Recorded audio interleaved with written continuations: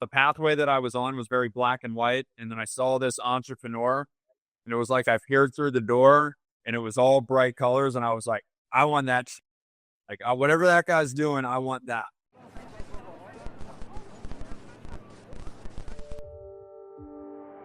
I got first exposed to an entrepreneur when I was about 12 years old, 13 years old, and it just totally blew my hair back. It's tough to describe any other way than kind of the pathway that I was on was very black and white. And then I saw this entrepreneur, and it was like I peered through the door, and it was all bright colors. And I was like, I want that shit.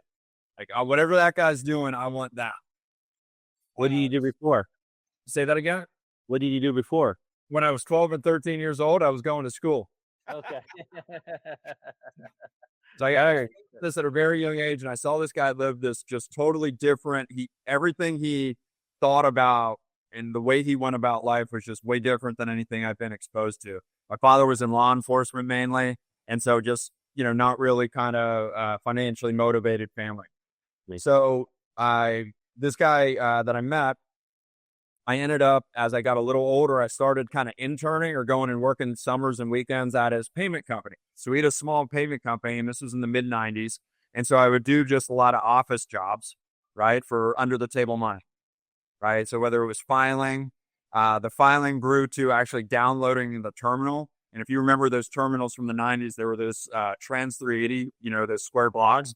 Michael's way too young to remember those. Well, Mike, a terminal used to be about the size of like a brick, and it would just sit, and you slid the card with time. Yeah. So I would download those for him, and I would do all that. That progressed as I got a little older. When I could start driving, I would go around and actually download terminals at their individual customers' locations. He allowed me to start selling, referring business, etc. And then when I was in my late teens, he was also in the ATM business. So in the late 90s, the ATM business was pretty popular. And I would actually drive around town and fill up the ATM machines with cash. So I had a car that was probably worth about $2,500. And I would drive around with anywhere between 50 and 100,000 cash, filling up these ATM machines. And I remember talking with him and my mother about this because she was uneasy. And she was like, what if he gets held up? He's like, look at the car he's in. Nobody's gonna rob him. So I just got exposed to this guy's whole world. It was really cool. It was really interesting. As I went to college, I would come back and work for him during the summers, and I was like, man, I want to do something entrepreneurial. So I went after college, got my finance degree, and kind of looked at a number of different options, and kind of, I would say, went from guardrail to guardrail a lot after school for a few years, trying to find my niche. I had known that I wanted to be an entrepreneur. I knew I was going to need to go cut my teeth in something before I could get funding or do anything. So I was just kind of finding my way for about 5 years after school. And finally, by the time I was about 26, 27 years old, I was like, listen, I've been more exposed to the payment industry than anybody else my age. Why not lean into that? I've already sold it. I know what the merchants like. I know the customers, right? I kind of have an in through this guy who's been a pseudo mentor to me. He's done really well. Why not evaluate this opportunity? So I started kind of this process of discovery. And so, Jay, what I did was, while I was working in the office, I met all this guy's business associates, and they were from all over the country, some guys that were international. And so that summer that I really wanted to kind of get in the payments game, I just started cold calling these guys, with his blessing, obviously. And I would call, introduce myself. Hey, met you in passing when you came through, the office. This is kind of my story. This is what I'm looking to accomplish. And I could get, much like you are getting me on the phone, I could get these guys on the phone to give me kind of their nuggets or wisdom, any sort of discovery that I could get. It was just this knowledge sharing, right? So I was doing this. I probably reached out to 20 or 30 guys, got 10 of them probably on the phone with me. And during that time, a friend invited me to Atlanta to come see a college football game. My college team was in town.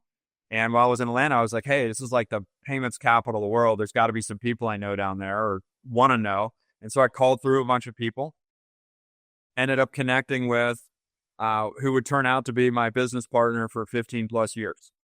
Oh, wow. So I called this guy, said, hey, I'm coming through town. Would love to kind of sit down with you, kind of understand what you're doing in the payments business, the spin that you've taken on it, how have you acquired customers, etc.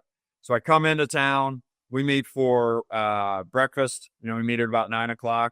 By 12:00, he was like, hey, listen, man, I just sold my last business. I'm looking to put my toes in the sand, but you're willing to do the dirty work. I'll fund this thing with a little bit of capital, and I'll kind of give you my playbook and mentor you if you'd be willing to kind of relocate here to Atlanta. So I'm 27 years old at the time. I didn't have a pot to piss in. Didn't really have any prospects, where I was living at the time. I was like, heck yeah, man, let's go. Let's do it.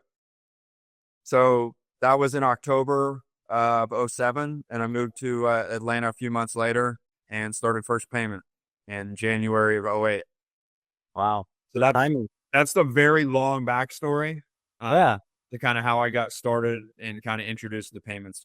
So when you first started, was it a general, like you going after any customer and there? Great question. So one of the things that my business partner did, his name is Matt. One of the things that he was great at was he was great at having me focus. So just imagine like a 27-year-old guy was pretty good at sales. I kind of felt like anybody was a customer. He helped me really identify like going deep into markets. He was a great mentor for the whole time that I'd worked with him, but specifically around like, be a master of something, be a master of one or two, not a jack of all. So when we went down there, we had this specific plan around a couple different vertical markets that we were going to do some discovery on.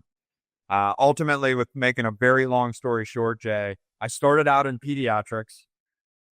We ended up signing a couple of local IPAs right here in Atlanta, and they gave me kind of a toe in the door to their practices. There was probably 60 or 100 of them here in Atlanta, and I would just call through them. That's how I kind of got my beak wet in the pediatric space. Eventually grew that into signing a large national organization, right, that we could call through. The pediatrics led into some other healthcare verticals, specifically dental, oral, maxillofacial. We were working on that for a while, and we were constantly doing new customer discovery within different verticals. So it has to go back a little bit. To get to the pediatric, did you just go hit up a bunch of healthcare providers and then you end up? Yeah, great question. So we did a little bit of market research on like where were all of our competitors focusing on, and where were the crumbs that were being left behind. Yeah. We felt like healthcare was pretty ignored. And in the payments business, healthcare was ignored. Restaurants and retail were really the main focus of our competitors at the time. Why? Why is healthcare ignored? It was. It's not. It was. No longer. Not anymore. Yeah. Yeah, it wasn't the time. So it happened at the time in Atlanta. They were not paying attention to healthcare. That's correct. Not as much as some of the other vertical markets. Got it. And so let's go back to, so you're dealing, your partner, was he was experienced in the payment service, right? That's right. So what do you think the shortcut that you got from having him as a partner? Yeah. So I would say the thing that I've, in hindsight, looking back on, the biggest benefits that I've had are exposure to successful entrepreneurs. Like, period, end of story. Like the wisdom that guys with experience have, it solves so many problems before you have them. So my first mentor, kind of growing up, just seeing the way he operated, that opened up a lot of doors for me just through his network. And because I was young and professional and, actually cared about my job and cared about relationships, he would open doors for me. And then my mentor, that was my business partner, Matt, what he was great at, it was just, he was 20 years older than me, just for context. So I was 27. He was roughly 47-ish at the time we started the business. And he was just, think about the knowledge that you gain from a 27 to a 47-year-old. Yeah. He was just a seasoned vet. So he let me, bang my hand with a hammer enough to learn and allow me to kind of grow on my own. But if he saw me, driving headfirst into a wall, he helped us steer out of that.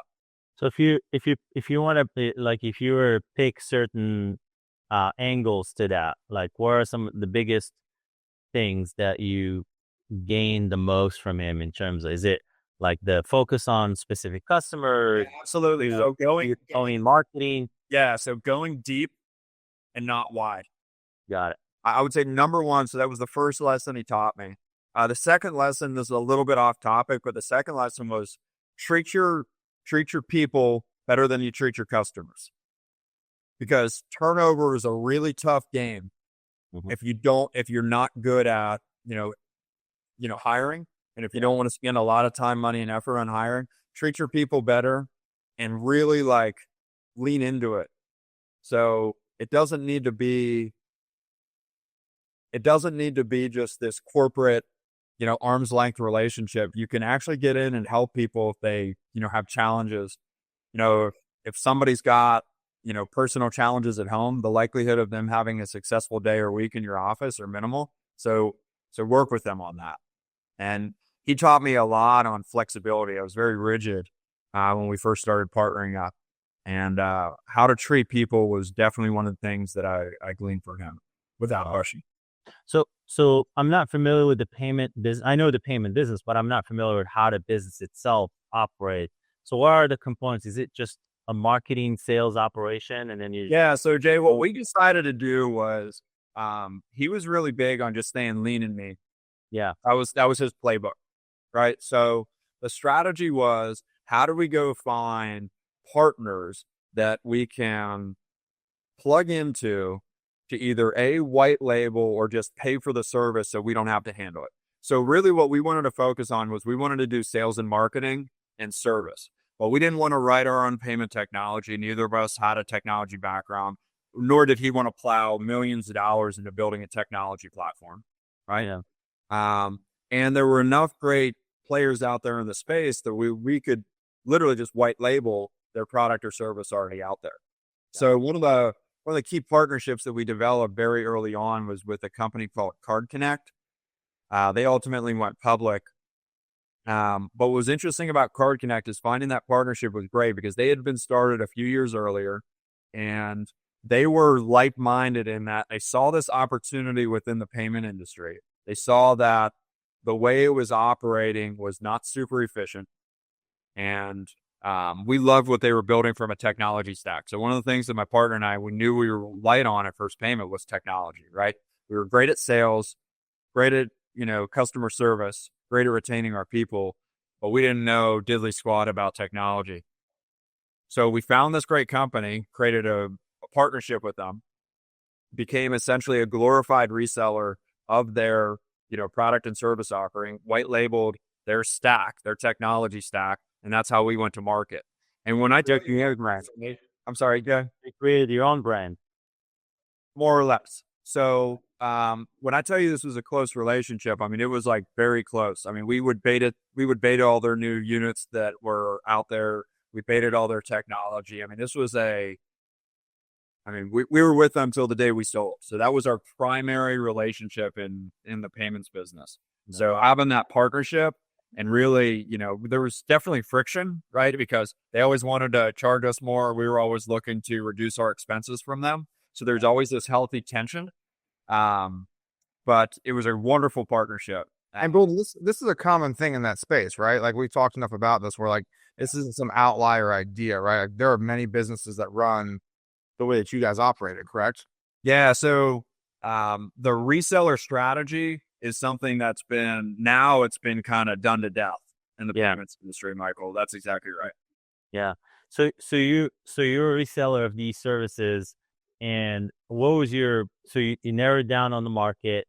So what's essentially the penetration? Is it marketing? Yeah, great question. So we were in a call center. Say it again.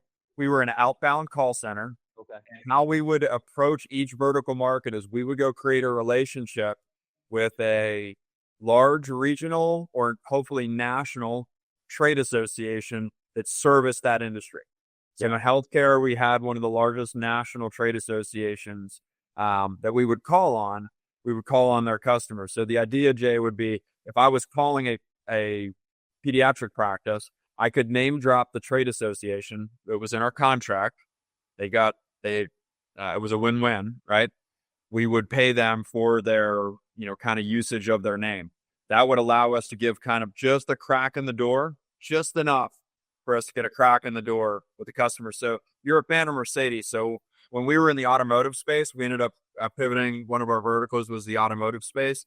We were partnered with one of the largest international automotive dealer associations. So when we called a Mercedes dealership, it would say, "Hey, this is Brandon calling on behalf of so-and-so trade association. Is Jay available?" Yeah. Jay pick up that call most of the time because somebody's calling on behalf of the association. So it's just getting a foot in the door. Nobody wanted to talk to a payment guy. If somebody wanted to talk to a payment guy, they'd be the first. Yeah, that's smart. And you're borrowing on their trust, if you will. Yeah, and we paid for it, right? So we paid a decent percentage back to these large macro organizations. So it's a percentage, not a fee advertising. Percentage. They got between 10 and 20%, depending on how we were allowed to market. Wow, like gross or no? Gross. Wow, I didn't know that you could do deals like that. That's amazing. So that means they're involved. That means they're Absolutely. That also means that they have a say in how we sell and market. So we had to be very, very scripted in what we said and how we said it. Nice. We could never misrepresent. We got audited all the time. I mean, fortunately, this goes back to treating your employees the right way. Because we were so scripted. We had to listen to everything. So everybody would make phone calls, and our manager would just walk the floor. We could hear every phone call to make sure our team was on script and on message. Every email that went out, we would audit. We would audit. And to say that we pitched per game would be lying. But when there was a mistake done by one of our staff members, we fixed it immediately. So if somebody was sending an email to customers that didn't have management approval, and that got back to us, that got squashed very, very quickly. And these associations, they don't have a lot of staff. So how are they actually like quality control in this thing? No, but they would demand it from us. Like down the old anybody that was making calls had to be in the office with a senior manager, right?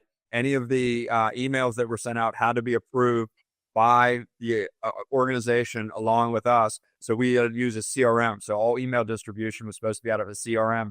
If it was out of Outlook or the G Suite, it'd be monitored. We'd monitor it. Yeah, because when we would sell a deal, Jay, all the documentation for the sale of that deal would get actually in a physical file, and so we would actually just audit it. And like any other business, you knew the sales reps that might kind of run into the gray area and the sales reps that were really easy with black and white. Yeah.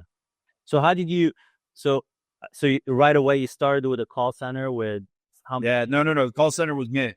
Yeah. So the call center was me. So I came down and I was just cold calling. This is the great and a terrible story all at the same time. We didn't know what market we were going to approach.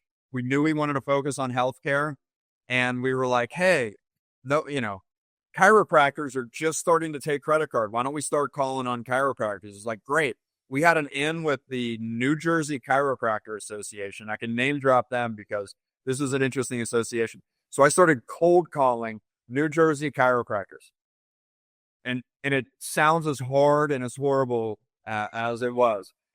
Trying to negotiate with a guy from New Jersey, is like just brutal. So that was how I cut my teeth cold calling. Nice. So yeah, it was just me for about, I want to say 12 or 18 months. I don't remember the exact timeline. Then I just started hiring one guy, two guys, three guys, and just kind of grew it from there.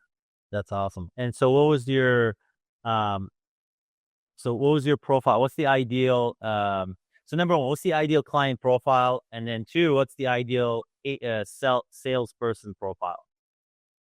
Okay. So initially, early on in the business, it was anybody that was doing $25,000 or more in credit card processing through one of the verticals that we supported. Yeah. Right. So that was going to support enough of the margin back to our business. As it relates to the client or the employee type, it was kind of easy and not at the same time. So we liked hiring people that had a little bit of dirt and maybe they were a little bit edgier than might fit in corporate environments. So these might be people who have had some challenges in their past, maybe with the law, perhaps. Maybe people that couldn't hold on to a job in corporate America because they couldn't hold their corporate line or they couldn't get along with coworkers, things like that. They were able to get into our environment and thrive because we treated them like family and not like your kid's family, right? But like, like kind of cousins and uncles, right? Like they were, once they were in, like we had their back, and once they saw that and you started getting, these folks dialed in and believing and we took care of our people, Nice. And so at the time, what is a general like acquisition cost per client? Do you have an idea from a So we didn't take a hard look at that until later on in the business because we had fixed operational costs that had to be met, right? And the payments business is a monthly recurring revenue business, right? So the initial push was we just got to cover our fixed costs, right? So whatever that is, we just got to get that covered. Ultimately, later on in the business, the cost of acquisition was probably roughly about 6 months, 6-month payback. 6 months of the 6 to 9 months of revenue for the customer. And we would hold on to the customer on average, I think at maturity, for 48 months, might have been 52 months. I can't remember the exact number. It's almost 50% of your revenue of the first year. Roughly. Yeah. Roughly. Okay. Yeah, as a business, we were at a loss leader in the first year because we paid a lot in bonuses and commissions to our sales team. So that was really a win thing in the first year. That includes the sales, the agreement with the association, your fixed costs, everything. That's right. Got it. Wow. Okay. That's pretty high, but I understand because you have a long. It was a longer tail. Yeah. Right. And then where you really could get in trouble in that industry, I'm sure you can imagine when your lifetime or the average duration of that customer started to drop. Yeah. We kept a very close eye on that. So I should have probably looked at what our every KPI was. We had daily KPIs that we would check on all of our team. But certainly kind of what the average customer was on with us, both canceled and active. Right. So when I think our canceled customers average time was 52 months. And then I think our active at any given time was a little less than that. That might have been 48. But we were in business for about 12 or so years. So that's probably where the two numbers are. Got it. Okay. And that's interesting because because you live and die by that cost of acquisition, lifetime value. So 100% of your acquisition, it was through the outbound call. Outbound calling. Yep. Yeah, that's it. And was there any marketing at all? Very limited. Very limited. Okay. And so you can consider the association agreement as marketing. That was on marketing dollars. That's exactly right. Yeah. You hit the nail. Got it. Okay. Smart paying, like you said, I think our net on that, Jay, I think our net to the associations was probably 12%. Wow. I think macro, the whole business at the time we were acquired, it might have been just under 9 for company Y. And the reason for the delta would be strictly the businesses that we were able to acquire on our own, right, without an association. So the longer my business partner and I were in business, so we might be, Mike O'Connor, and Mike O'Connor's got, a gun company and this company, and we might be able to go in there and facilitate. So some of our largest accounts were from relationships between my business partner and I. So that's where our margin, but roughly 10% gross revenue was going out the door. Wow. Everywhere. Yeah. That's crazy. Yeah. So over that period of time, how many verticals did you have? Yeah. So we probably ended up with 5 and tested 25. Wow. When I say tested, this wasn't like, we gave it a shot for a day. This would be, hey, we're putting a sales rep or two. we have a relationship with an association. We're developing marketing collateral to support this, and we're going to spend, the next 60 to 90 days minimum to try to develop relationships. And we probably shuffled through 25 of those, and we netted out 5 that we really kept long term. So what's the difference between the one that stuck and the one that didn't? Yeah, so I think there's 2 answers to that. The first one is master the obvious. Was the trade association very tied in with their members? Or like how much value did that association provide on a daily, weekly, or monthly basis? Or was it just something you did because you were part of that industry? And then the second piece was, where was payments on the value chain for that specific vertical market?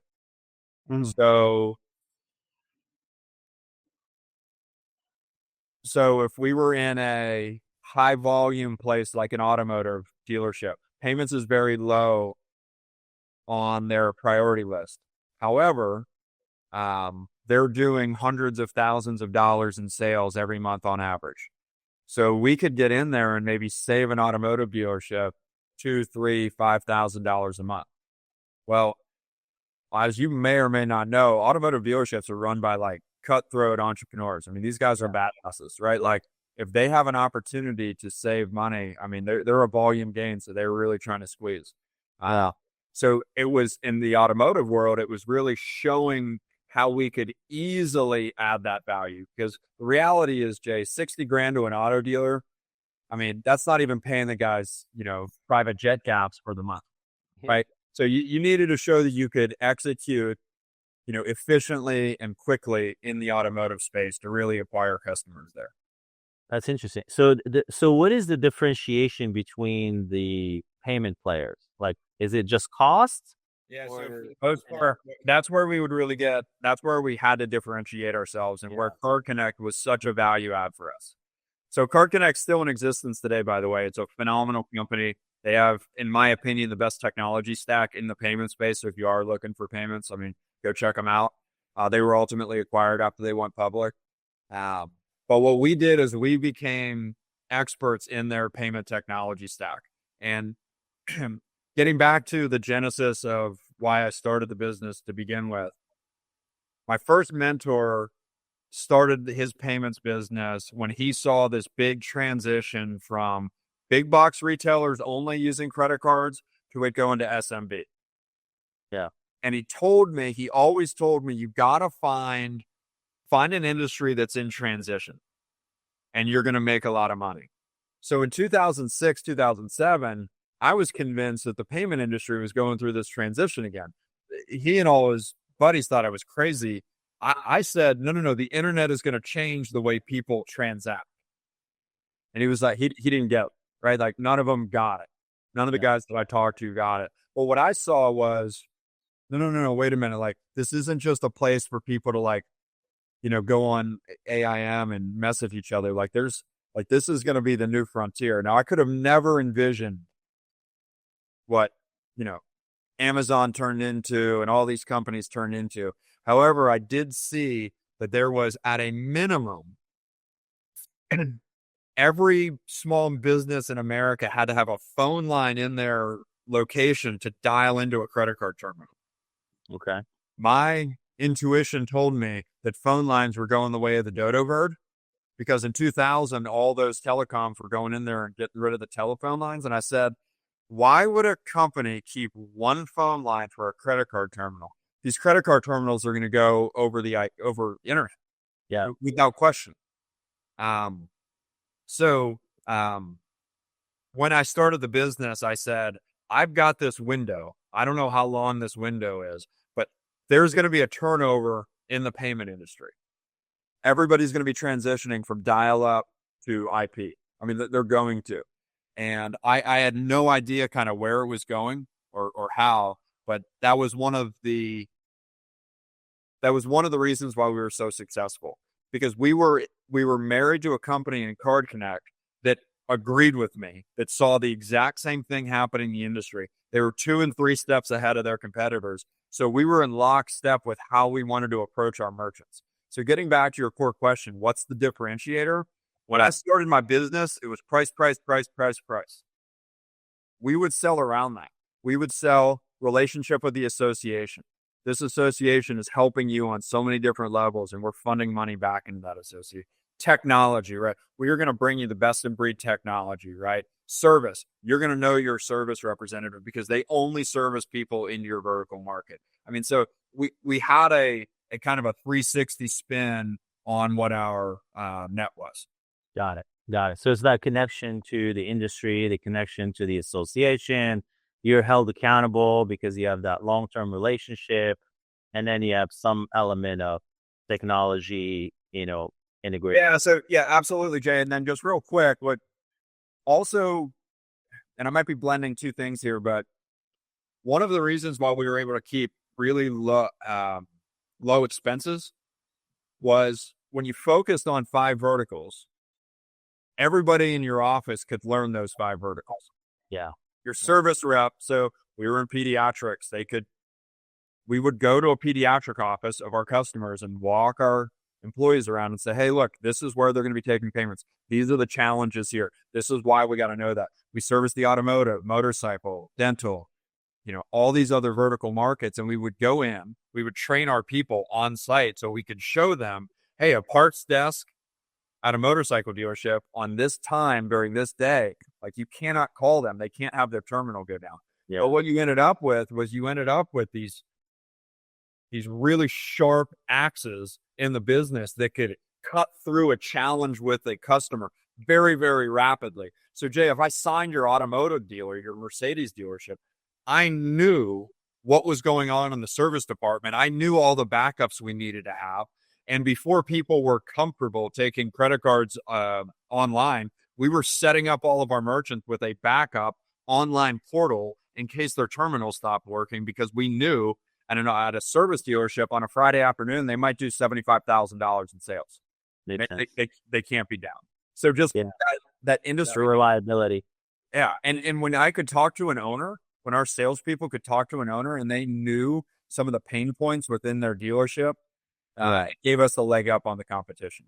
Did you have to have like specific integrations with their POS? Okay. So that's an end game if you want me to go there. Yeah. Okay. So running the business for a while, my partner and I are getting along great. We're growing the business and we're having a lot of success in these verticals. And we're seeing all these terminals change over just like we thought. We're like, hey man, we got one more bite at the apple. People were starting to create internet, based accounts for customer recurring revenue. I mean, this was all right in our wheelhouse. But about 2012, 2013, we started to see the point of sale systems, the light bulb went off for them. And they said, why are we partnering with these guys? Like, why are we using them as resellers? Why don't we just become credit card processors ourselves and we could be fully integrated? So they started gobbling up larger and larger pieces. So in 2010, let's just say a point of sale software might get 10, 20% for the integrated payment piece. That rapidly went by 2016 to 50%. By 2020, it was 75 to 90%, if not they owned their own payment ISO. They would own their own first payment. So the POS service the actual SaaS business, they created their own payment service. Got it. So we saw the writing on the wall. So we ended up signing, without digressing too much, I want to stay on point for you, but we ended up building a bunch of relationships with these point of sale businesses.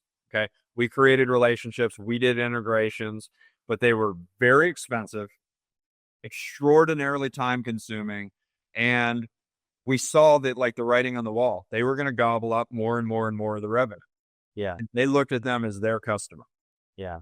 So this happened about 2016, 2018. And by that point, my business partner and I were having serious discussions on what an acquisition would look like. What would we need to pull out? What sort of multiples? We started having those discussions. I don't want to say super seriously, but fairly seriously. Yeah. 2019, Jay, those kind of whispers, over, a beer turned into, hey, Brandon, why don't you go out and look at what is the market supporting right now? Yeah. And the reason why is getting back to that point of sale. We had several relationships with point of sale providers.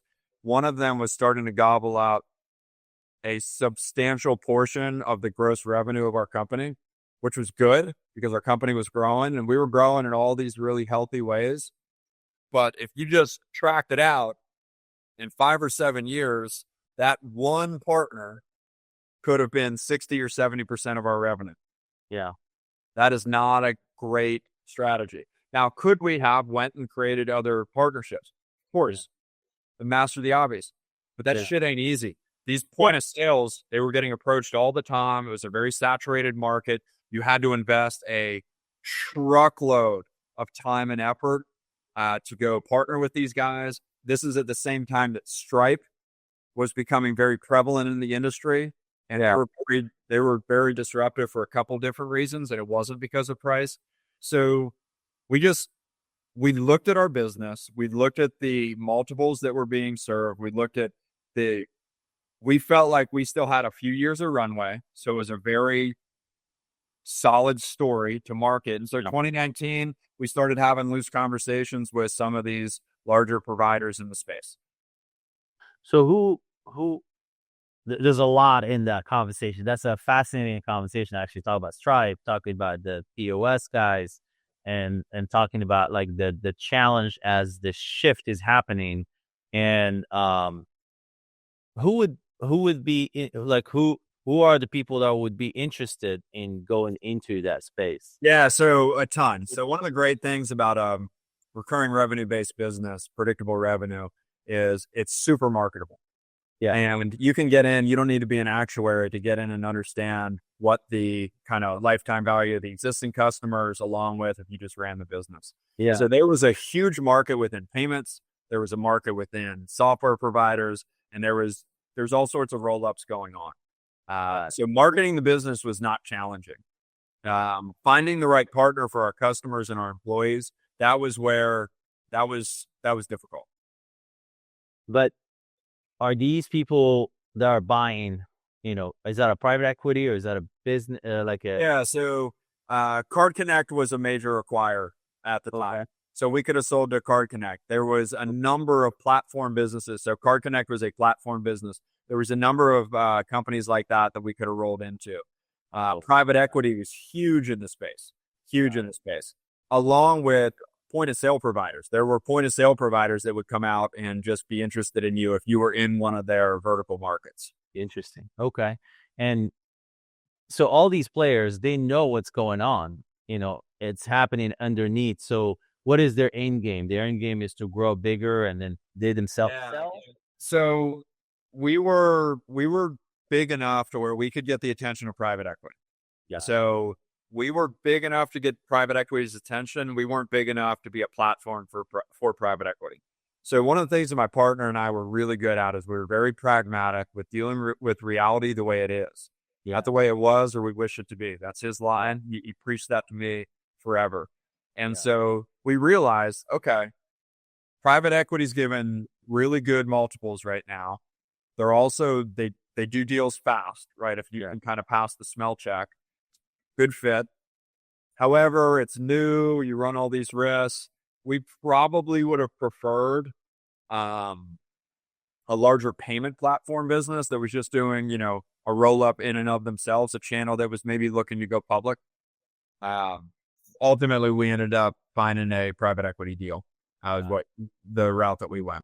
So what can you share in terms of what was your size at the time? What was your revenue? Can you share that? Yeah, I'm going to stay away from all the numbers. Sorry to kind of hide the weedy there. It's just not something How about between and in between? Yeah, so here's what I would tell you.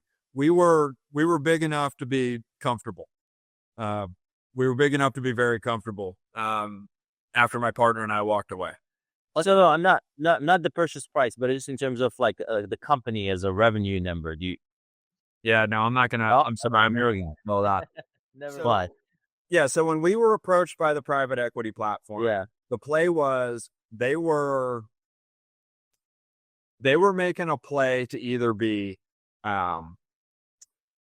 acquired themselves, Yeah. or to grow the business to go IPO. Yeah. So we were they had already done 4 or 5 acquisitions. We were going to be one of their larger acquisitions. And what was really attractive about this deal, if we're talking about valuation from our side, what was super attractive, Jay, was there was a real story to be told for how our business could be accretive to the platform.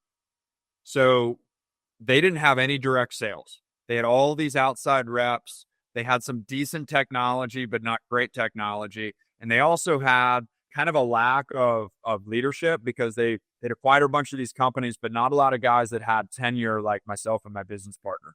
So when these guys came and took a look at our business, they saw me at my age. I was 38 at the time we first started looking at it. My partner was older than me, but he had, almost 35 years in the business. I had, 12 years in the business plus all that time growing up. So we were immediately going to be in leadership on this platform. So for us, we saw this as, hey, these guys have technology. They have deep pockets with private equity. We were never willing to invest in kind of building out a technology platform, but hey, private equity is going to, like, we can sell that. Yeah. Right? So we started talking to them in 2019, having pretty serious discussions around an exit.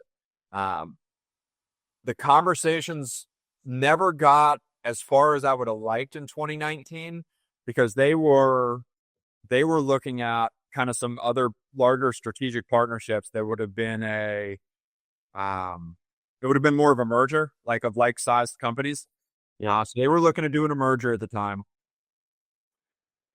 2020 happens. They're keeping us, in the loop as to what's going on. And they said, hey, listen, we're going to do, this deal. We're not going to acquire you guys, maybe at some point down the future. So we go, okay, no worries. Well, 2 months later, COVID happens. Shut that merger down. They were like, hey, that deal is off the table. Like, it's dead. We could probably do this deal with you if you're still interested in it. And we're going to try to take this thing public in 3 years. We're like, all right, let's talk.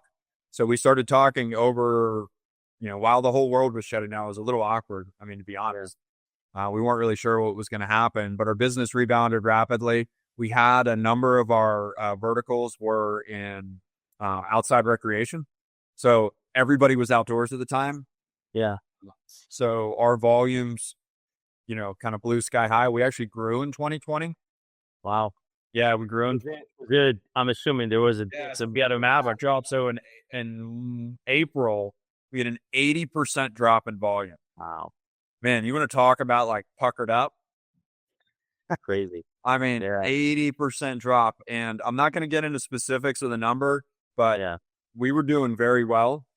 And it was a very high cash flowing business. And to have 80% suck up like that, I mean, it was like,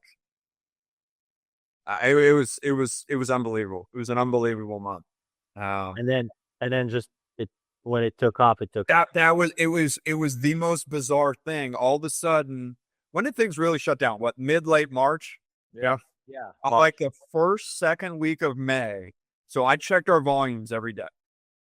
Every morning I would check it first thing, and pulling my hair out looking at this. And I remember it was like the 9th or 10th of May. There was something around that date. It was like an actual day that I remember. And the volume doubled from the day before. And I was like, maybe that was just a weird. And then the next day, the volume doubled again. And then it went up by 100% the next day. And then it just business as usual in all of our verticals, with the exception of our dental market. Dental guys got really hosed because their practices were forced to shut down. They weren't allowed to do teeth cleanings anymore. And those guys really got the squeeze. We felt bad for our dental customers. We were on the phone with them a lot, helping them out. But our business, was really healthy through COVID. We were very fortunate. And we started having pretty serious discussions through the summer. And then come September, came the LOI, and then things got real. Nice. And then, so how long did it take between LOI and close? 3 months, 4 months. Okay. It's not bad. Okay. And how does that how did that process go with the acquirer? Did you have to um, you know, uh, renegotiate or go back and forth? Yeah, we didn't get retraded. So yeah, so it was a very interesting it was a very interesting 3-4 months.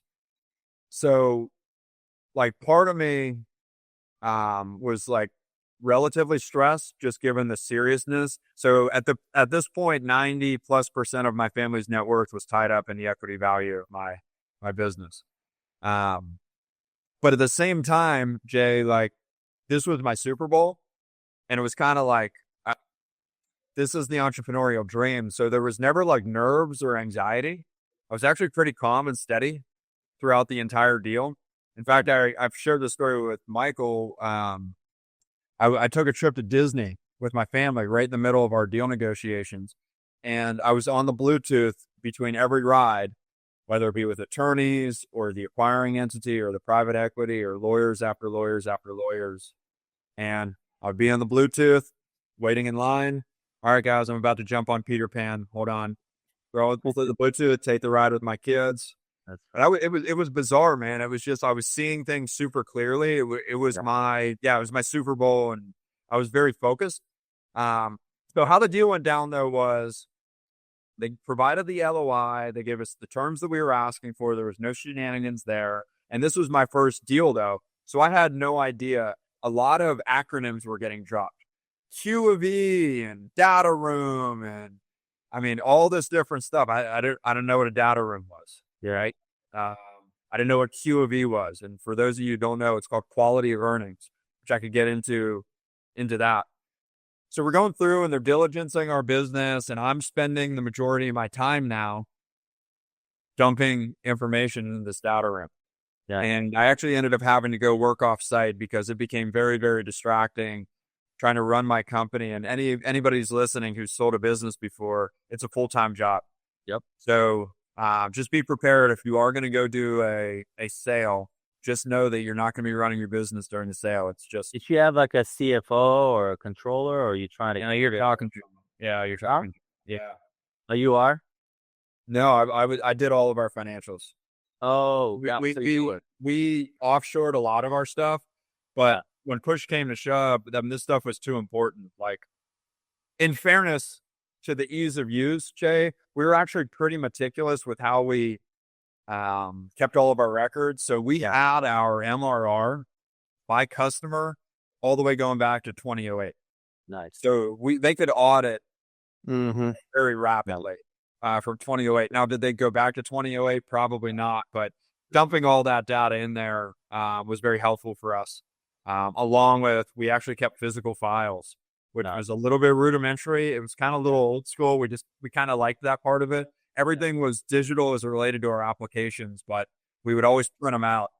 Well, that's huge in terms of valuations, like having a clean operation, clean books. So I'll tell you what they liked about it. So I won't talk in dollars, but I can talk in terms of percentage. Sure. So one of the things that we were really great at, so the industry average of margin in our space was probably, like, the average account was going to make around, maybe $25, $50 a month. Our accounts were making 10x that. And the reason why they were making 10x that is because we decided very early on in the business that we were going to go after the largest fish within our vertical. So we went after high volume merchants because it took us just as long to sign a high volume guy as a low volume guy. So our acquirer loved that. So they loved the high revenue per account. Also like the volume. The actual margin on the deal from a basis point. So in the payments industry, everything's done on basis points. So our basis points were 3x industry average because we kept our customers for a very long time. They had larger volumes. And believe it or not, there was a sweet spot on volume to where you could price things pretty aggressively. So they were too big to care about a couple basis points. But just large enough to where, that much volume on higher basis points made a huge difference. Interesting. So even though they had high volume, they didn't really negotiate They would, They would. So our largest customers obviously had the smallest margin for us, Yeah. but in general, there was a sweet spot right there in the middle.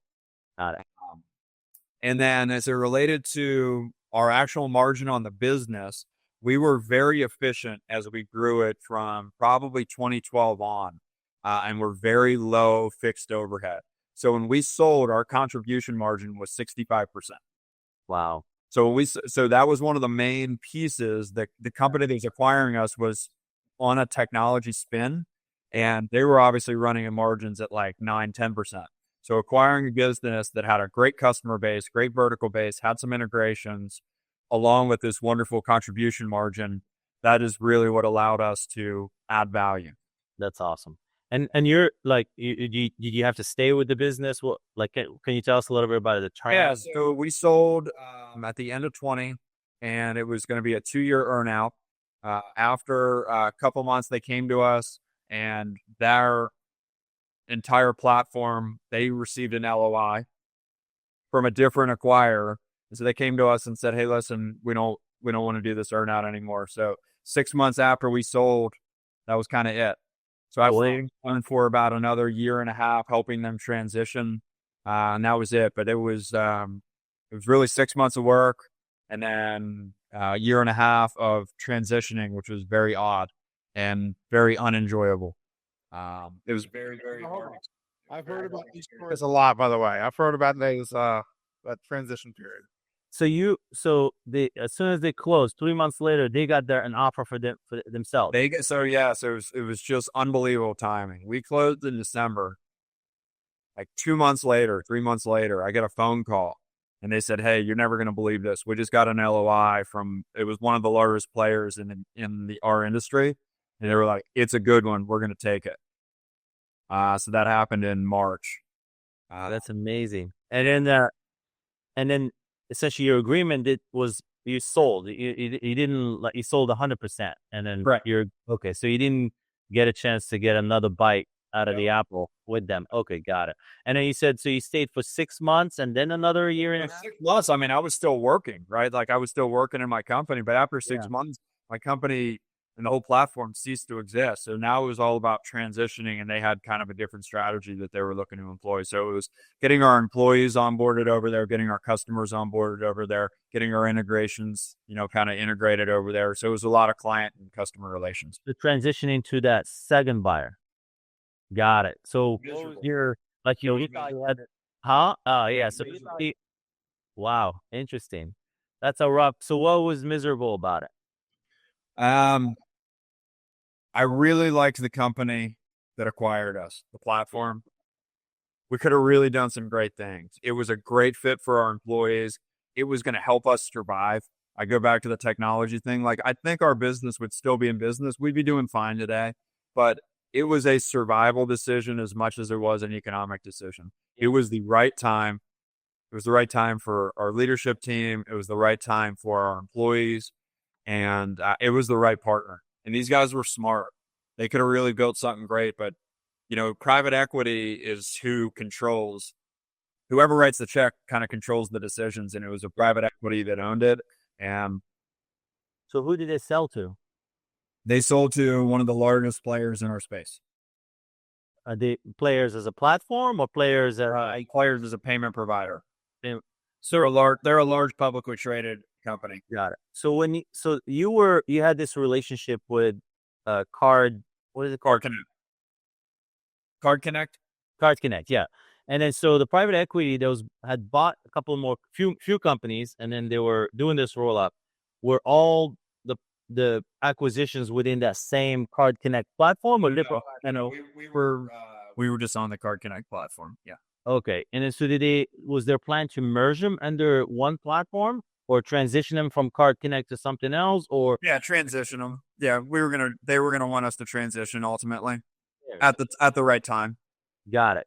And then so they decided, okay, we got an offer. Now we're gonna go somewhere else, and then that someone else is gonna transition to their platform. No, because Card Connect also got scooped up by that same organization.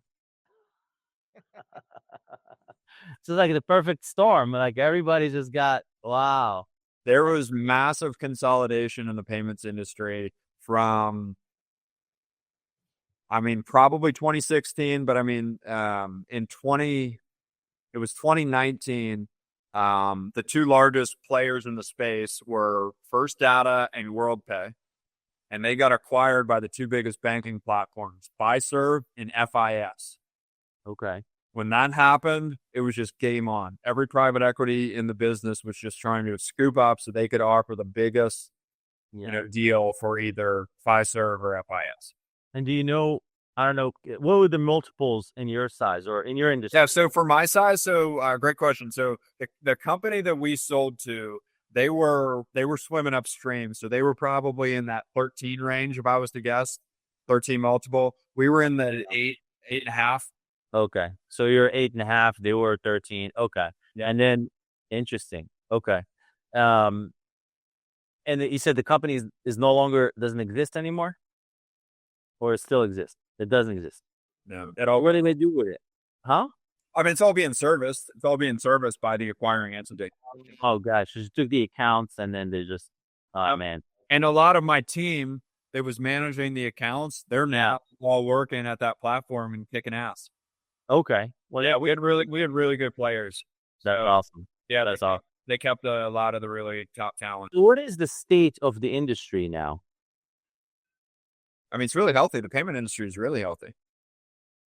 But like, who's taking the majority of the economic? Right now, to survive in the payments industry, you have to have partnerships with point of sale, some sort of software integration has got to.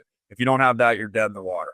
But why the point of sale guys don't just do a Stripe integration and then just collect the majority of the stuff?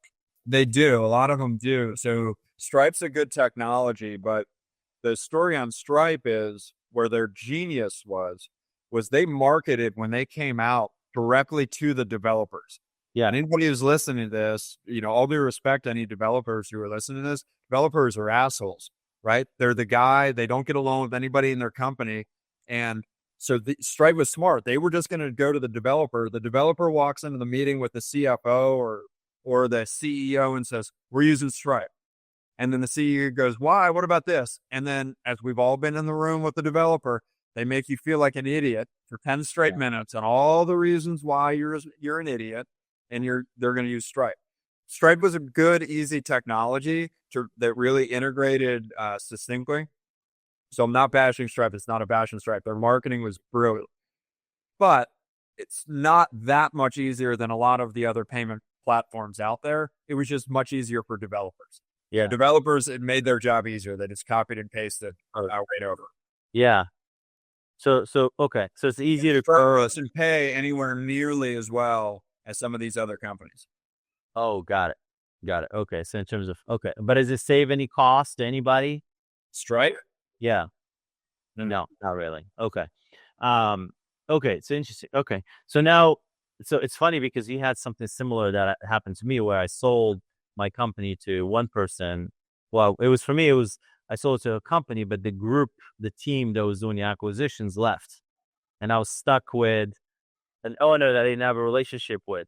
So it's, lots of crazy stories after selling. That story isn't all that yeah, and then it's very similar too in terms of why I sold, because I saw that cost of acquisition was being gobbled up by Google and the guys upstream. So my cost was doubling literally every year. So there you go. So you made a strategic decision. So you made it for your team, for yourself and your family. That was exactly our strategy. Our thought was, if we're not smart about this, like, our people are all going to be out of work in a few years because this business isn't going to be able to grow, and we'll just shut the doors. Yeah. So we felt like it was the right thing to do by everybody involved.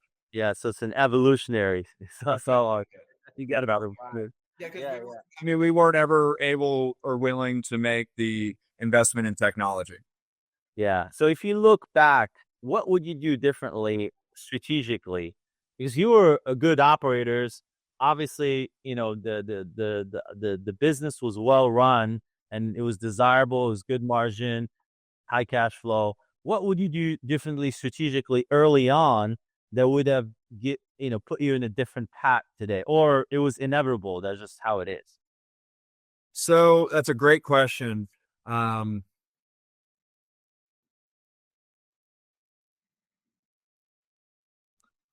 I haven't looked back with a tremendous amount of regret on many of the things that we've done. We used to really lean into our mistakes pretty hard. So Jay, when we made a mistake, when we would screw something up, we would talk about it all the time because we really wanted to learn from it. I think strategically, the only thing that would have changed if we would have been able to get diversity of software partners, that when we looked at our numbers, Jay, and saw that potentially over 50% of our revenues could come from one company that could just wake up one day and say, hey, we're going in a different direction. Yeah. That was just, yes. Could that be great if we have that partnership for 20 years? Of course, right? That's a dream scenario, but that's not really the way business usually works.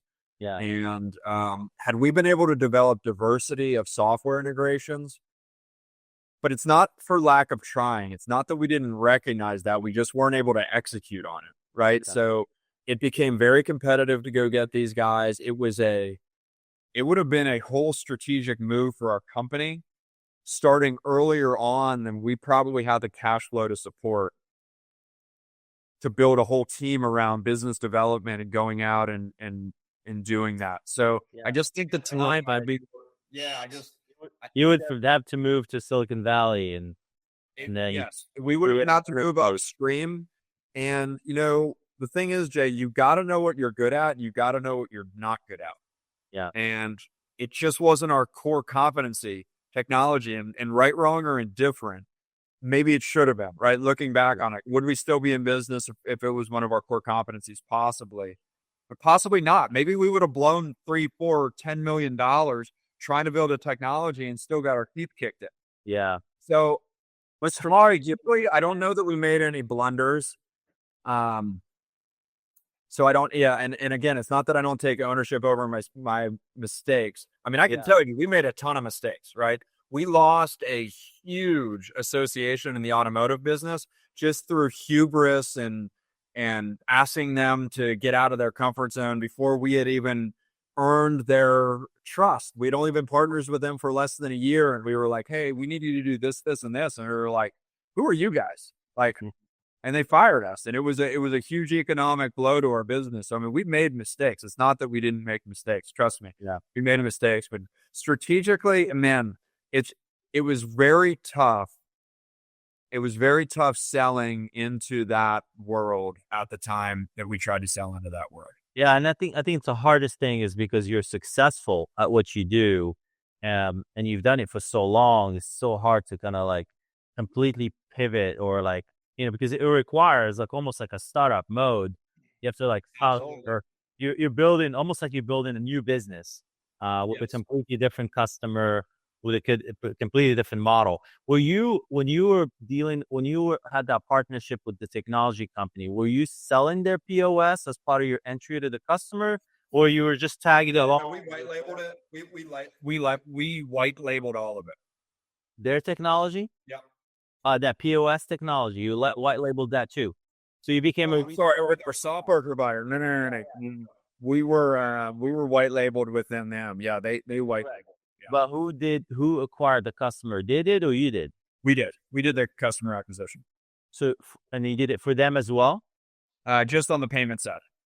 Oh, okay. So there wasn't a time where you were out selling their POS and then part of the POS is your service. No? No, when you talk about strategy, I mean, really what we had come to a conclusion of was it is very difficult to go acquire point of sale customers. We should just go acquire a point of sale. Yeah. We had the cash flow to support that. We could have done that. Yeah. But neither of us were technologists. Yeah. It was just out of our comfort zone. Again, right, wrong, or indifferent. I don't know whether, and again, maybe we go spend $20 million on a software acquisition, pay out the ass. Cause I mean, shit. I mean, you've seen the multiples in 2019. They were getting 20 times revenue. Yeah. Some of these softwares, more than 40 times revenue. So you go out and you pay out the wazoo for a software. And if you can't keep that engine going, you just wouldn't blew $20 million. And but it was amazing to me that companies like Toast would show up and then all of a sudden dominate the way they did when there were other companies, Square and other things that were out there. So what was the thing that made it that you're still seeing and you point of sale companies come in and dominate that way. I was shocked when I started seeing them everywhere. Yeah. So that's a good question. So,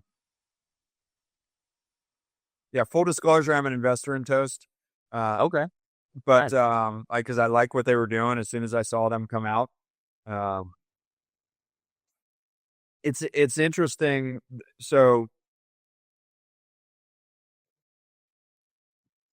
what Toast did to the small kind of quick serve restaurant was kind of almost a similar model to what my business was. They went after a very specific vertical. They went after kind of quick serve chain places they could go in, do an install. The owner could fill out his menu very, very easily. And they would have this robust technology stack from online ordering, kind of all the way through it. And I get it that Square did it, but Square didn't do it anywhere nearly as well. Okay. Square wasn't on the same level as Toast when Toast came to market. So it's the user experience. Very much the user experience. You also got to realize a lot of these softwares, specifically in the restaurant space, very clunky.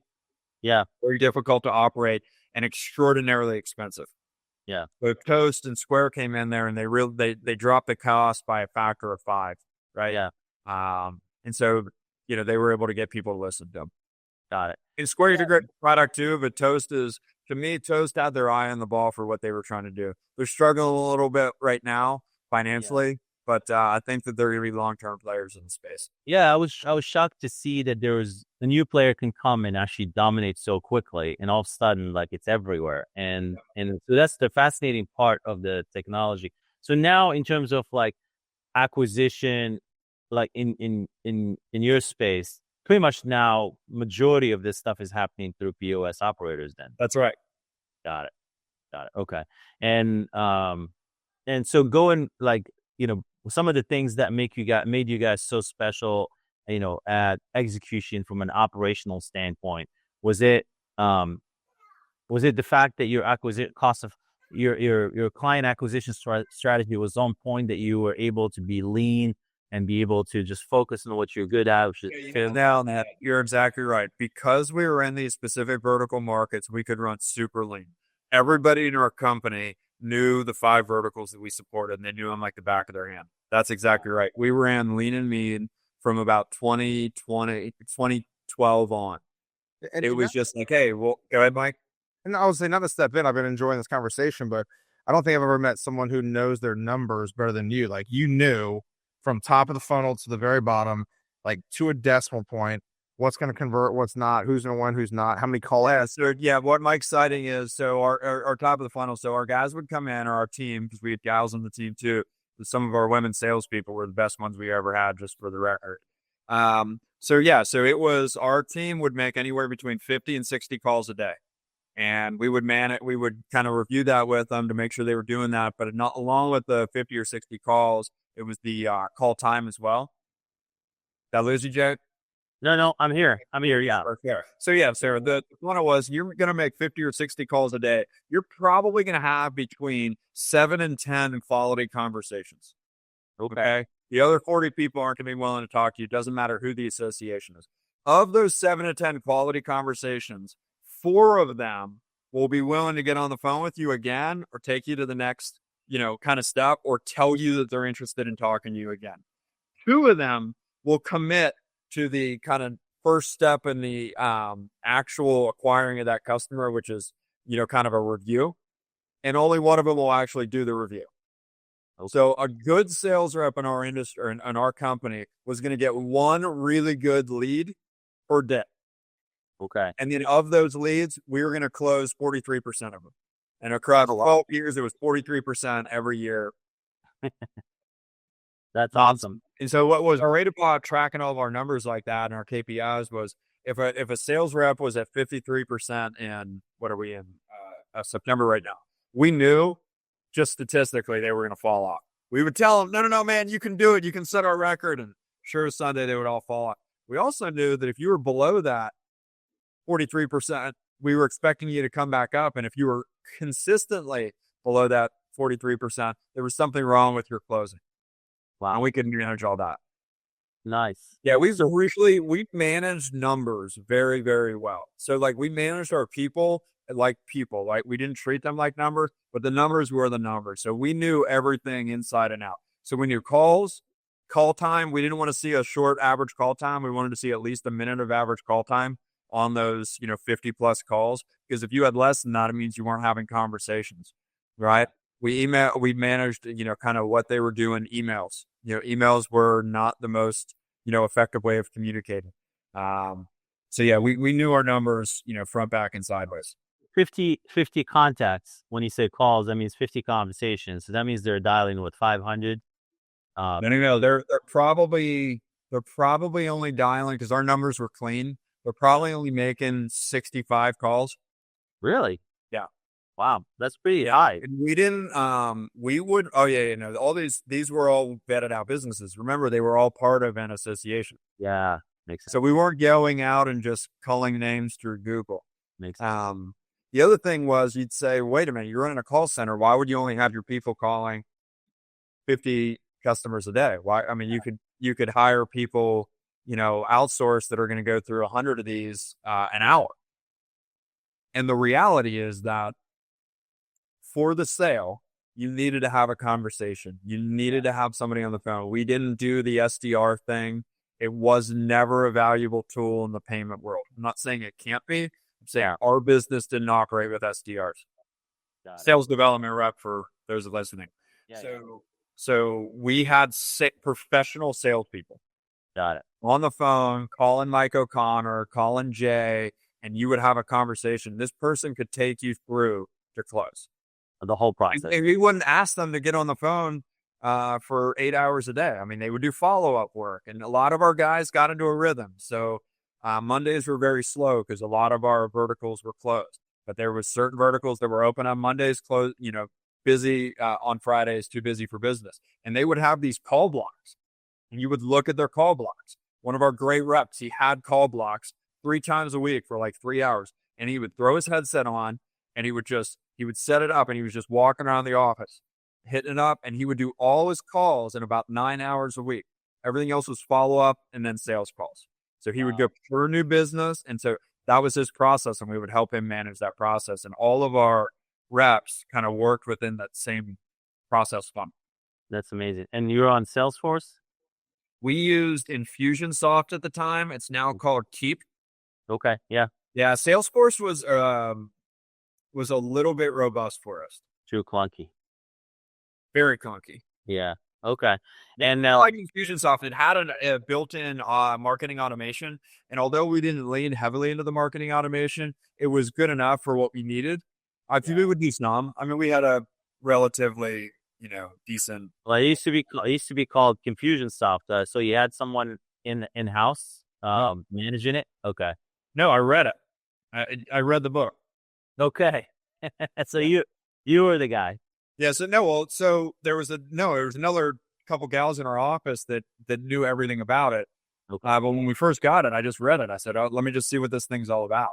Yeah. And it was very intuitive for me. I like the way it was set up, other than the contacts and opportunities, which that's awesome. So in terms of like the training and accountability and the recruiting, were you constantly recruiting, or yes, like sales guys? And the other thing is, we would say that we hire salespeople, we don't train them. Okay. Yeah, I mean, listen, if you're training somebody, and now you can train them to what you're doing. Yeah. But sales is not a trainable thing. No. You either have it or you don't. No, I agree. Right? I agree.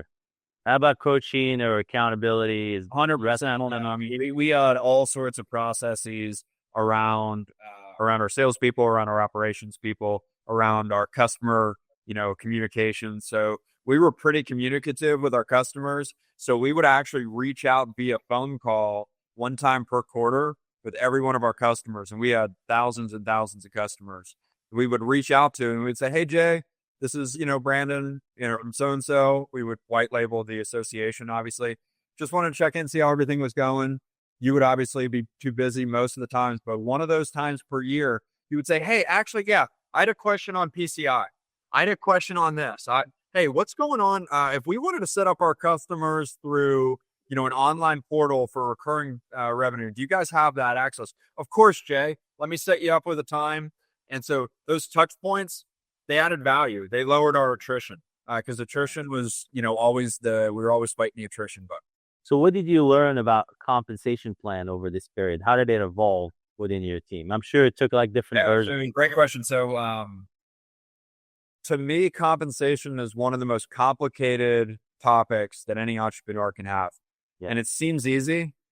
But if you've seen one business, you've seen one compensation plan, and no two are the same. Yep. What we did, though, one of the most transformational changes we made, and I give my business partner, Matt, mostly credit on this one. When we wanted to swim upstream to larger customers, we used to compensate. Before we did that, we used to compensate a lot on what we called stick count or deal count. So the more number of deals you brought in, the more you got paid. Mm-hmm. And what we realized was that was a pretty stupid strategy because we wanted larger customers. So we changed our comp in 2016, I believe, and it was based on revenue, straight revenue. And it was all geared towards revenue. And you had to have certain minimums of stick, but it was all geared towards revenue. And where I'm going with that is we aligned our company's goals with our sales reps' compensation. And the two of those married together, to me, really made a transformational difference because we 3x'd the business from 2016 to 2020. Wow. And so you essentially align incentive with the goal. Align incentive with the goals of the business. Yeah. It's a massively obvious now, but if you were to ask me strategic blunder, maybe answer your strategic blunder question. Jay, biggest strategic blunder is we waited until 2016 to really marry up the right compensation package. Yeah. Because Yeah, it's part of the learning. It's part of the growth. And so was there any comp around retention, or it's all just acquisition? It was on acquisition. So one of the other things we did really well, our salespeople sold and our service people service. Never the two shall meet. So we would go through a process. Mike's heard about this before, but once a deal was turned in, the sales manager and the operations manager, the individual that was actually activating the account, because getting the accounts activated was quite tactically and technically challenging. And our actual sales rep themselves would all go into a room. They would pull an actual file out. It's one of the reasons why we kept a hard file. And they would go over everything on the account. And once that operations person felt like they had everything that they needed on that account to get them activated, they would accept the deal. And once the deal was accepted, the sales rep was like, I'm out. And he didn't have to worry about the deal anymore. But now it was on the operations, and the operations team would only take that file if they knew they could get it done. Yeah. So this deal had to be fully sold through. And so we created a process even around the transition. Nice. And is there a bonus or incentive plan for retention? We incented our quality assurance team based on retention. Yes. Retention. Okay. Got it. And then in terms of recruiting, did you have a recruiter in-house or you were recruiting outside? Yeah. So this gets into a little bit about my tie-in with Mike. We used sources from all over, not just the country, but all over the globe to stay lean and mean. Specifically, a lot of our back office stuff was used out of the Philippines. There was wonderful Filipino talent. And one of the reasons why I invested in Michael's company, Nexus Point, was because of what he's kind of building over there and kind of the quality of team that he's built. And that was a huge inflection point for us as it related to economics. Yeah. As it related to take burdens of responsibility off me as well. Because the talent that's global. So if you're an entrepreneur and you are not leveraging the global talent pool, I mean, you are wasting an arbitrage on the US dollar. I mean, period, end of discussion. Yeah. Our dollar buys more in most countries. And that's it. Yeah. And so we would use folks from overseas, and then we used a recruiting agency locally for salespeople. Got it. Well, the name of that company was Insight Global. Okay. You were you had is it an ongoing exercise? So you Yeah, anytime they came across a great salesperson, they would bring them to us. They didn't focus on sales. yeah, A long story on how I built that relationship. They were mainly in the IT recruiting world, but I had relationships with some of their higher ups. Um, and so they kind of started looking for salespeople for us. And they found the best salespeople for us. And we found some of our best kind of back office people in the Philippines. nice. Yeah. And so did you have like a middle layer of managers or that did it's all you? No, so the organization was pretty flat. Okay. It was very flat, and we ran it that way. So we ran everything. So our sales manager, we had one guy responsible for sales, Okay. and we had one person responsible for customer service, Okay. right? And then one person responsible for kind of operations, and operations is kind of everywhere where it would blend. And customer service was on this side of the office. Sales was on this side of the office. I swear to God. I mean, physically, we separated them, and then our operations was right in the middle. And she would literally mediate between sales and service. That's good. And my office was directly in the middle, and I would mediate and I would meet with our sales team a bunch. I was active with them as much as I could help. We had first of all, we had incredible people. Like, we had the best people. So the business was built by some of the best people out there in the industry. This wasn't like my genius that kind of built this. Now, I'll take credit for hiring these great people, but they really were the lifeblood of the company. They were just incredible. And they treated the company and our customers like they were their own. And, hiring those people and get them bought into what we were doing in the business was huge. So what was your value proposition to the talent to get them to join you first, and then to That was hard, right? Because a lot of these people were coming from, different corporate gigs, and they would go from corporate gig to corporate gig. So getting somebody at a corporation that meets with a very sophisticated HR department, and then on their second interview, they're, meeting me, and they're meeting me in my office, and like, I might have a hat on. I might tell them hold on during the interview and like take a phone call. It's a little bit, I mean, you're an entrepreneur, you get it. Like, it's just different. We just run things differently. So getting people comfortable with that. And so you got to sell. And so I would sell very hard. When I wanted somebody, I sold very hard on why they should come work for us. So what would be the thing that differentiate you from someone else? Yeah. Main thing is quality of life. So we're going to give a shit what the corporation doesn't. Now, does that mean we're your friends? No, we're employers. Yeah. But that does mean we have a heart, and that does mean that we're going to do everything we can to kind of help you out of bad situations. And without getting too specific, we've helped people out of extreme financial situations, extreme legal situations, and extreme addiction situations. Oh, wow. I'm not going to go any further than that, but we helped with that. Like, we funded it without batting an eye, without asking any questions. Yeah. Listen, they gave us loyalty, and we felt like we owed them the same. Now, were we perfect employers? No, there's probably a lot of mistakes that were had there. And I'm sure if you talk to some of my staff, they would say, yeah, he wasn't good at this or that. But I've always been able to look myself in the mirror as it related to how I treated the team and the people. But mainly, what are some of that evolution? Like, what did you get good at? Like that you weren't good at the first part of running the business? Oh my gosh, man.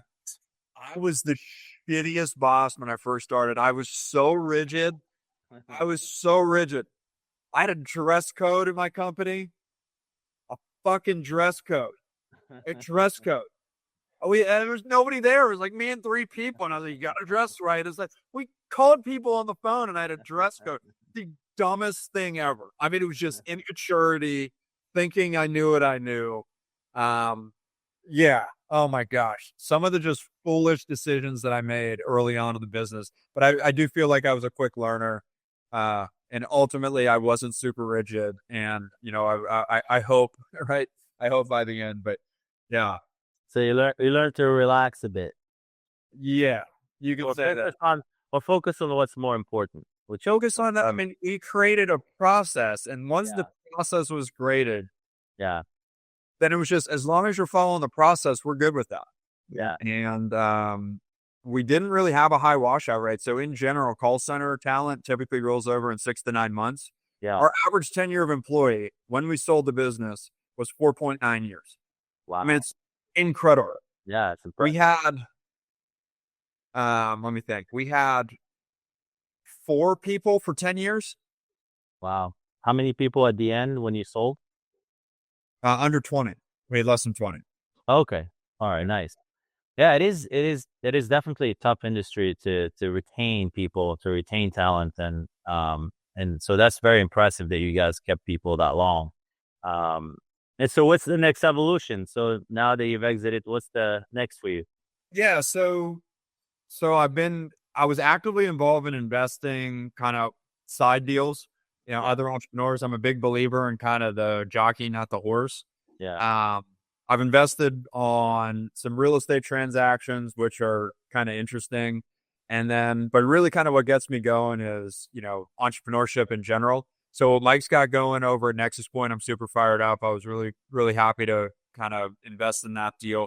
But I like investing in kind of entrepreneurs that have the fire in the belly the way I did. Because Jay, the reality is that had I not had a great mentor when I was in my teens, had I not had a great mentor and a business partner that was willing to take a chance on me, everybody told me great things. But the reality is that dude cut a check. That dude believed in me. That dude brought me down, and I felt a tremendous amount of loyalty to him. And I like the idea of doing that going forward. Yeah. So I like getting involved in kind of helping guys at any kind of stage of their entrepreneurial path, or future, excuse me. And yeah, I get a charge out of entrepreneurship in general. So so how long have you been kind of like out of? Yeah, so it's been about a year since. Okay. Yeah, it's been about a full year, maybe a little bit over. Since you really didn't need me full time.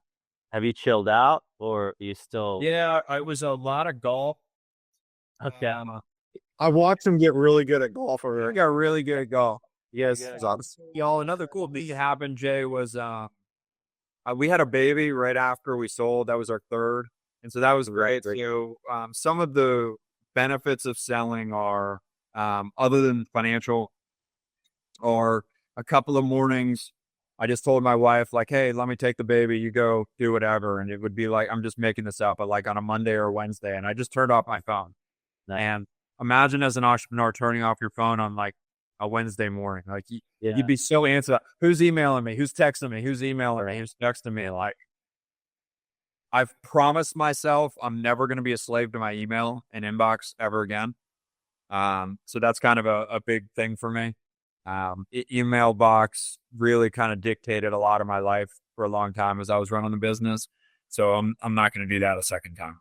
That's a good sign when you decide to turn off the phone or forget about the phone for a while. That's a good sign. So you don't have an itch to start another business or to. I will be doing something for sure. My Niagara Pizza and at the end of the year. So we'll either do something in payments or I'll do something else full time for sure. Got it. So are you starting or buying? Probably buying. Got it. Probably buying. I've looked at a few deals. Mike and I have actually looked at a few deals together. But he's pretty focused on Nexus Point right now. But I really value his opinion. He comes at things differently. I mean, he's just an air on fire salesman. So I've looked at a few deals with Michael that I've really got kind of enjoyment out of. So we're kind of going through the process of looking through some businesses. So I'd probably say buy at this point. Nice. But I also feel like we're in a little bit of a unique macroeconomic climate right now. Yeah. And I don't know that we fully kind of got through the troubles that we saw in the banking system 6 months ago or 4 months ago. I don't know that we aren't going to get into some real challenges with real estate. Everybody seems to think that real estate is just focused on commercial, which I get. but I don't know if they understand that if they own commercial real estate in general, they're going to own just about every other piece of real estate and how that could affect. We don't really know how that's going to play out. I've heard rumblings that the government's getting involved pretty heavily on the commercial real estate to kind of backstop it. But I mean, that is a massive, massive black hole if it goes sideways. So I don't know how excited I would be about writing a multi-million dollar, 8-figure check right now to buy a business because there's a lot of unknowns. I think what Michael's doing, kind of with his business is smart. He's getting into a business that he feels like, well, I don't pitch it for him, but he's getting into a business that he feels like it's got a huge upside. He's learning it. He's going to do it on the ground floor. And if there's an opportunity for tuck-in acquisitions, he's going to do that. And but this is brilliant. Like this is what entrepreneurs should be doing. Yeah. Go operate a business very successfully, be great at something, then go take the next step. Too many people, in my opinion, they want to run before they crawl or walk. And it's like, there's no cheating in entrepreneurship. Yes. You get exposed. Yes. No, I 100% agree. And I think the uncertainty of the climate is a risk and an opportunity at the same time. Like anything else, but there's definitely, a risk out there. We don't know if it all played up or it's still going to play out. We saw a dip in inflation. Inflation has done this before where it went down and then it went back up again. So it could happen where rates have to go even higher than where they were, and we might be challenged again. I think the good thing about cash flowing businesses is that their value goes up if inflation goes up, and it's just a matter of being in the right vertical. Yes, I totally agree. I mean, vertical.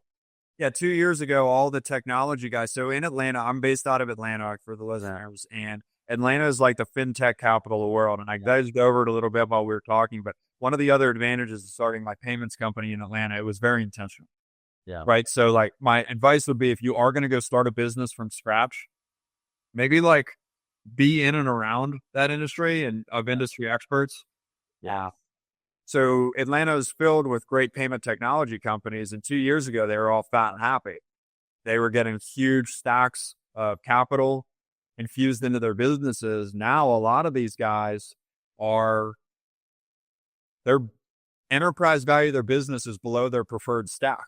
Yeah. For those of you who don't understand what a preferred stack is, that is the amount of equity that's been invested in a business at a preferred valuation on the business, meaning it's essentially subordinate only to bank debt. So if an entrepreneur raised $10 million in preferred or $100 million in preferred, and that business is only worth, $75 million right now, the owners get zero. Yep. They get nothing. They get wiped out. They're not on the cap table any longer. So kind of going back to your point on cash flowing businesses, there was a lot of dumb money that was getting placed out there. And there was a massive correction, obviously, in technology last year, but we don't know how many of them are fully dead, right? These guys have a lot of money in the bank. We don't know how many of them have fully kind of come to fruition. So there's a lot out there, Jay. And again, I don't have a crystal ball, but I can tell you that a few months ago, when we had that bank run on a couple of those banks, that doesn't happen. And so you need to take a step back as an entrepreneur and you need to say, okay, how many times have there been bank runs in the history of the United States economy? Not many. Take stock.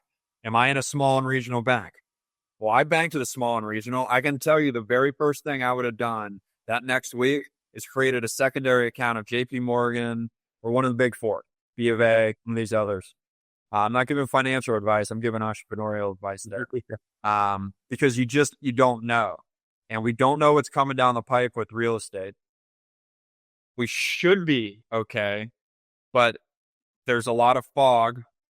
And the real estate is, you guys probably know the real estate numbers, Michael and Jay, better than I do, but it is a multi-trillion-dollar industry within the United States. I believe it's the largest industry, maybe outside of finance. I'm not sure, but it's one of the top two. Yeah. When there are small cracks in real estate, it's like an elephant taking a step. There are rumbles everywhere. So I would say be cautiously optimistic about the future of your own endeavor, but also keep one eye on what's happening in the macroeconomic climate. Yeah, it is going to be an interesting dynamic with, especially, the government has been putting a lot of money in the system, and there's still a few trillions of dollars from the government that's out there, and then we're going into an election year next year, so there are probably going to be more juicing of the economy. So I don't know what's going to happen on the other side of that, and so it's going to be a fascinating. Yeah, be patient, invest in what you know, find what you know, or there's nothing wrong with running a cash flowing entity. I don't know what your audience is. I would imagine they're mostly cash flowing businesses, not a bunch of just technology. Yeah, our guys like on home services, government services, all things, like, construction, infrastructure, money, anything that has to do with services. So that's a great industry to be in right now. So they're probably gotten happy. So be careful about over investing in your fixed costs, right? So that would be my guidance, is that just be careful when that wave comes back. If it comes back, you could be exposed. If you overwater the business, overhire. There's businesses that I've looked at in home services that they got above their skis, that on fixed costs, especially, that have had some trouble. A couple of guys looking at investing. I love home services businesses. I think the biggest thing is right now what's happening is the labor costs going up, and then the scarcity of good talent and good labor.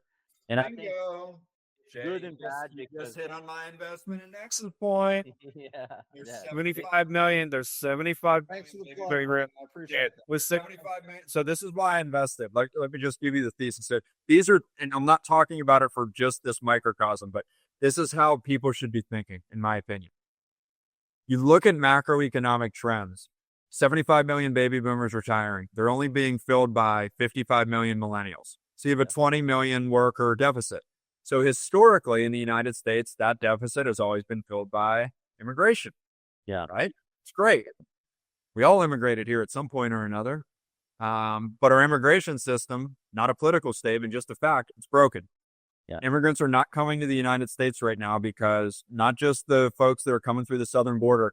You cannot be an educated member of Eastern Europe, Southeast Asia, South America, and come to the United States right now. Yeah. So you look at that and you go, okay, all these businesses, we have historic lows in unemployment, just ticked up a little bit last week, up to 3.6%, historic lows. And we have this worker shortage and all these people retiring, and people kind of don't want to go back to work. So the light bulb went off. It was like, when Mike pitched me this idea, I said, yeah, man, would love to. I think I can help you with this. I know a lot about SMB sales. So it is not just a capital infusion. Mike can call me and I can provide strategic guidance and how he can get into small and medium businesses in an industry that I feel like is a rising tide. So there are macroeconomic tailwinds that are pushing Michael's business. So when I look at those trends, those are what excites me about kind of the next thing. So in technology, everybody's hot on AI. I don't know AI. I don't know technology. So I'm staying away from all things venture, all things technology. I personally believe that technology is going to come to a reset. It already has been reset. Last year was a huge reset, and they're coming out of it. The American technology is going to be awesome. The technology industry. But this isn't for a novice investor. To me, this is not the time to be leaning into technological investments, especially if you don't understand it. Now, if there's a technology within your space, if you're in you mentioned home services, roofing, things like that. Now, if there's a technology in roofing where you're like, this technology is great. It could help me manage my margins on replacing that roof better. I should go maybe invest in that business, or better yet, acquire that technology because I have a built-in customer base that's making 1 and 1 equal 3. So that's the deals that I'm looking for. I've looked at I probably looked at, 75, 100 deals in the last, call it, year. And how are you seeing that deal flow? Where is it coming from? All the guys that called me when I was running First Payment to buy the company, deal brokers, now they're all calling me to sell me something. So a lot of deal brokers, my own network, And it's really interesting, Jay. What this kind of capital from selling the business has afforded me, what I've learned is it's afforded me choices. Yeah. And one of the choices that I can make is to take my time, which is not what I'm really good at, right? Like I'm like entrepreneur, like edgy, like let's get moving 10 minutes ago. But it's afforded me the time to really be diligent. And I haven't seen a lot of businesses that I can get really excited about because I'm uncertain. I have a lot of trepidation about our macroeconomic climate, and I also have a lot of uncertainty about our macroeconomic or our macro leadership, just in the United States in general. There's been a lot of, whether it be the handling of COVID, and I'm not going to get into my opinions on that, but there's just been a lot of, in my opinion, bungling of very common sense things that used to be common sense. Inflation being transitory, one of the all-time terrible calls in the history of the Fed. Any of us who was running a business at the time, when we heard Jay Powell say inflation is transitory in August of 2021, I fell out of my seat. I was like, is this guy out of his mind? He must not have gone outside in the last 6 months because everything was 20% more. Just clueless. Absolutely clueless. So when you have ineptitude at the highest levels of government and they're making really bad decisions consistently, that doesn't really lend for a lot of just confidence. Like take a look at the latest polls that are going on. The economy is doing well, but voter sentiment is 63% to the negative on the economy. Why is that? Because nobody feels good about what happened over the last few years. The way people feel is how they have felt, not how they think things are going to be.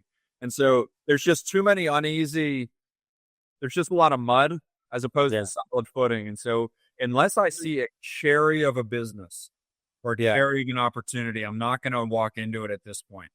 I think as an entrepreneur, one thing that I've noticed as an entrepreneur, when you've spent 10, 12, 15 years building a business, growing a business, you're watching the currents, you're watching the environment, you're watching the weather, making sure that you're making the right decisions so you don't die, because anything can kill you. And so for that period of time, you're watching for all elements around you to make sure that you're progressing, growing, getting away from the dead zone.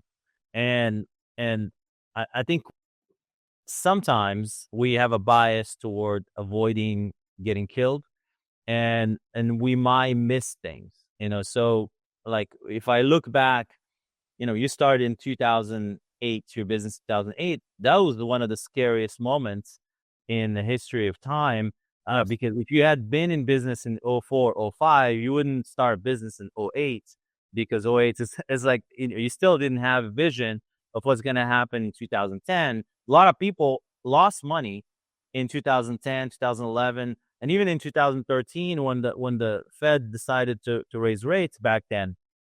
And there were a lot of conversation around this hidden inventory or this zombie inventory that was out there. And I remember Denzel talking about it and yelling and screaming about the government keeping these homes afloat because there's all this inventory that should have gone to foreclosure and hasn't gone to foreclosure. So there was a lot of uncertainty all the way to 2013, 14. And during that time, a lot of great businesses started and a lot of great investors froze. So I'm always fascinated by that aspect because I feel the same way. I'm in the same boat as you, where I'm sensing this kind of uneasiness around the environment, and yet I think we have to make decisions in spite of that, finding those opportunities where. Oh, totally agree. So whatever, I mean, you're hitting the nail on the head. I guess the challenge is, though, in general, most entrepreneurs are super optimistic. Yeah, and the glass is half full. And I've just seen too many guys that have gotten burned because they just got caught up in the excitement. Well, it's funny, like you said that, but a lot of the guys I know who've done exits, successful exits, are not that. They're actually the ones that survived. So they usually tend to be more biased toward like a negative. What's going to kill them? Yeah. So so the feeling that I used to have was it was difficult to describe. but the best way to describe it was almost like a Wile E. Coyote cartoon. I felt like there was an anvil swinging over my head on a rope at all time, and at any moment the rope could snap and could just smash me like a bug.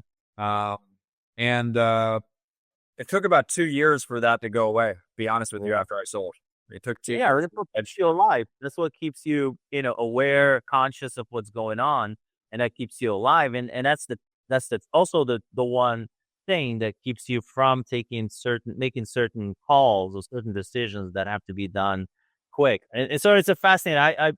I within our ecosystem of acquisition, we have a lot of post acquisition acquirers, if you will, or people that have done. Do you do M&A? Yeah, well, I don't broker, no, but I help entrepreneur do acquisitions, and we have a mastermind. We have an acquisition collective, which we meet every week, and we talk about deals, and we talk about Incredible what we're seeing out there. Yeah, so there's definitely a bias to first rule, don't die, and so no, I think that's great what you're doing, Jay, because it's really important because it's way easier to buy than build initially, right? But boy, it's you go borrow a couple $1 million, even if it's the bank's money, it's you can get alligator arms really quickly for sure. Yeah, but also you can leverage. I mean, with SBA now, you can put 10% down on a business, and you can leverage. You can get 9 times what you're putting down. You can the probability of success in a business, the probability for a business to make $1 million EBITDA is very small. And so if you cut those first 4 years and then jump straight to that 1 million, and then you can take that business from 1 million EBITDA to 5, it's huge. So to me, especially for guys that have done it before, I don't really recommend it for someone who hasn't started a business yet. But if you've done it before, seriously. So your take is if you built a business, you could probably buy one and do okay with it. But if you haven't, if you're coming from the corporate street, that's interesting feedback. It's too much risk. I think there's a certain instinct that gets developed when you have that experience of writing someone's check, making payroll before your family eats. And I mean, if you've been in business and you felt that, there's a different level of awareness that gets created. And I think you can do that when you start a business and, where the risk is small. Your risk is to lose what you invested. It's different than having personal guarantee on a $3 million loan with the SBA that if you lose everything. So I think that's SBA loans. Do you have to PG SBA loans? Yes. Yeah. So they have high leverage. So you can buy some of them 100%. You can finance 100%. Some of them you can put down as low as 5%. But the rates are pretty good because they're guaranteed by the SBA. I think it's great that you're doing that, Jay. I mean, to create a forum around that, it's important because entrepreneurs need that group. They need they need guys to be an echo chamber. Yeah, for sure. Yeah. And especially new guys needs like mentors. So need people. That's the biggest piece of advice I can give any young entrepreneur. Yeah. Yes. And a mentor is somebody who's been through it. Yeah. They don't need to be in your industry, but like somebody who's been through it as an entrepreneur. Their stuff's on the table. Nobody else's. Entrepreneurs, this thing of wisdom, right, is that you collect as you get older. I look back I make the comment around dress code. Yeah. Oh my God, I look at that guy and I want to slap him. Just some of the just absolutely foolish, bullheaded, decisions that I made as a youth. And that's where mentors can really play a role in just helping you see around corners a little bit. And it's not that they're smarter than you. It's that they're wiser. So put your ego in your pocket and go seek guidance from people that have that wisdom. Listen, I still like to surround myself with guys that are, older and wiser than me. I mean, I love it. I mean, I constantly am reaching for guys. Yeah. And that wisdom is to me is the biggest leverage, because like one small idea can shift 100%. You're exactly right. Yeah. It can shift all your business, all your model, everything. Well, I enjoyed this conversation. I don't want to, I want to be. Yeah, thanks. I hope I didn't go too much about payments. Glad I could connect you guys. Yeah. And I want to hear what you're gonna do next for sure. Yeah, man, we should connect. I'll connect up with you after this, and I'll tell you about some of the things that I'm looking at. But not going to get serious about anything until the new year. So, I mean, we do have a group of investors that also invest passively in deals. Same like you would think of as a real estate syndication. okay, It's a business syndication. So we have guys that do that. Yeah. and is that geared towards the home services mainly? Well, not necessarily, just not necessarily, but as long as Let me ask you this. Am I allowed to ask you a question now? yeah. All right, Absolutely. You can stop the. Yeah. Hold on. You guys, I'm gonna let you keep talking. I'm gonna drop off real quick, okay? Or like, take it easy, All right, man. man. Let me ask this. I appreciate it. One of the thesis that I've been working on